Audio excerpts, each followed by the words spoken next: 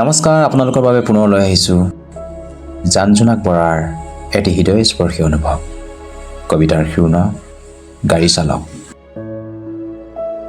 গাড়ী চালক, হয়, তেওঁ এজন গাড়ী চালক। আপোনাৰ মোৰ দৰে তেওঁ এজন মানুহ, হৃদয়হীন নহয়। সুখ দুখ অনুভৱ কৰিব পৰাকৈ অন্তৰ এখন তেওঁৰো আছে। হ'ব পাৰে গাড়ী চালক, তেওঁৰ থাকিব পাৰে উচ্চ শিক্ষা। আপুনি কি ভাবে নাজানো, শিক্ষা কেৱল চাকৰি প্ৰাপ্তিৰ বাবে প্ৰয়োজন নহয় বুলি তেওঁ ভালদৰে জানে। সেয়ে হয়তো চাকৰি নিবিচাৰি চলাই ফুৰিছে নিজৰে গাড়ী। হয়, তেওঁ এজন গাড়ী চালক। আত্মসন্মান তেওঁৰো আছে।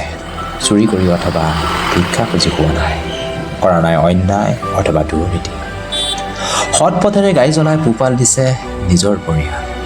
বৃদ্ধ পিতৃ মাতৃক নিতৌ কৰি যায় সেৱা শুশ্ৰূষা। হয়, তেওঁ এজন গাড়ী চালক।